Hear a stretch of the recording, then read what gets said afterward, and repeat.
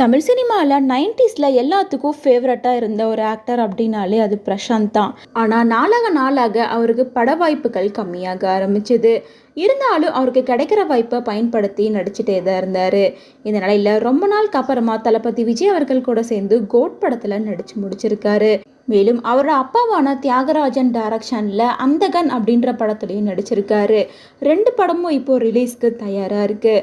இந்த நிலையில் 51 வயசு ஆகிற பிரசாந்துக்கு செகண்ட் மேரேஜ் பண்ண போகிறதா அவங்க அப்பாவான தியாகராஜன் ஒரு இன்டர்வியூவில் சொல்லியிருக்காரு.